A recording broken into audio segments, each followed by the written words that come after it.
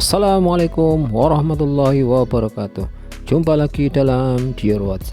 Video kali ini kita akan bahas mengenai ternak sapi dan mengapa ternak sapi disebut sebagai binatang memamah biak.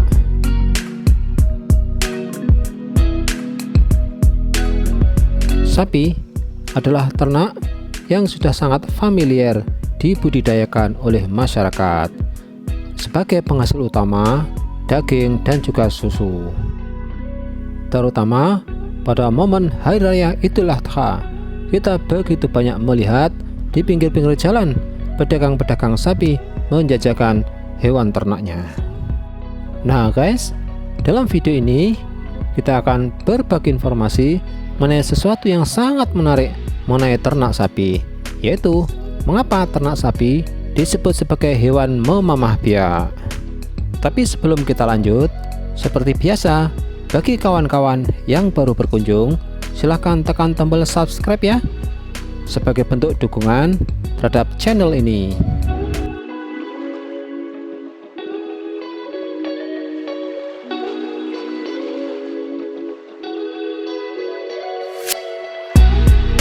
Hewan memamah biak atau biasa nama ilmiahnya disebut sebagai hewan ruminansia adalah sangat berhubungan dengan sistem pencernaannya yang sangat unik. Oh ya guys, ternak ruminansia ini terdiri dari ruminansia besar, diantaranya adalah sapi dan kerbau, dan ruminansia kecil, diantaranya yaitu kambing dan domba. Sekarang mari kita sedikit belajar mengapa sapi disebut sebagai hewan memamah biak atau ruminansia.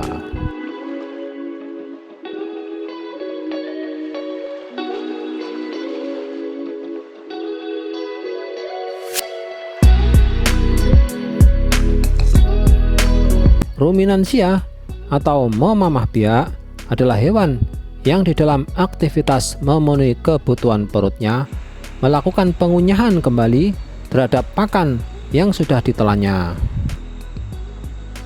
Nah guys, sesuatu yang membedakan sistem pencernaan pada ruminansia ini dibandingkan dengan ternak lainnya adalah bahwa ternak ruminansia memiliki lambung ganda yang terdiri dari 4 ruang yang disebut rumen, retikulum, omasum, dan abomasum.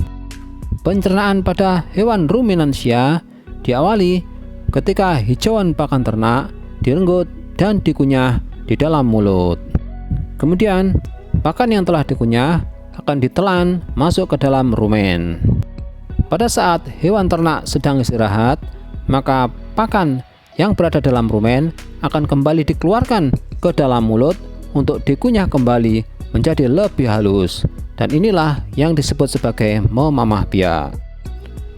Pengunyahan yang kedua ini akan bercampur dengan air liur yang akan membantu dalam proses pengunyahan dan menelan makanan.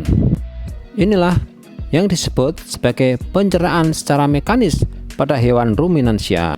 Selanjutnya, pakan yang telah ditelan kembali akan masuk ke dalam rumen dan memulai proses pencernaan fermentatif. Oh ya guys, di dalam rumen sapi terdapat banyak sekali berbagai macam bakteri dan juga protozoa. Berbagai macam mikroorganisme yang ada di dalam rumen sapi ini akan sangat membantu dalam pencernaan serat kasar dari hijauan pakan yang dimakan oleh hewan ruminansia.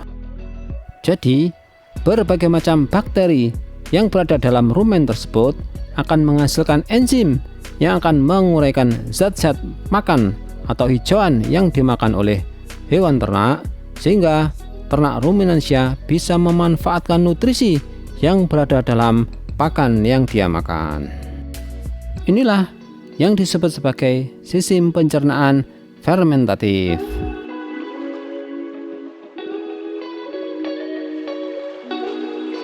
Sistem pencernaan selanjutnya, maka pakan akan masuk ke dalam retikulum, omasum, dan abomasum yang tetap mengalami proses pencernaan fermentatif.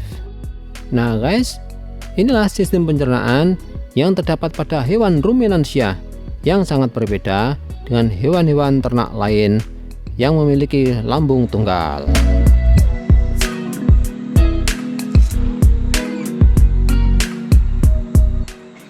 Apabila kawan-kawan pernah memperhatikan proses penyembelihan hewan kurban yang berupa sapi, dan ketika organ-organ pencernaannya dikeluarkan, maka di situ akan terlihat bahwa lambungnya terbagi menjadi 4 bagian, yaitu rumen, retikulum, omasum, dan apomasum.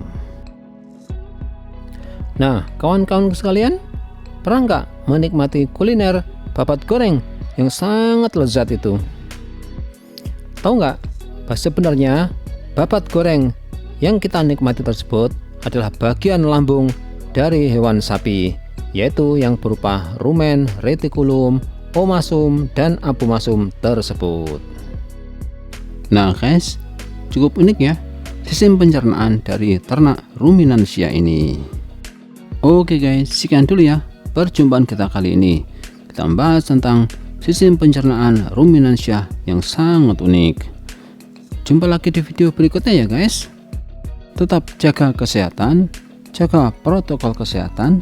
Salam damai. Wassalamualaikum warahmatullahi wabarakatuh.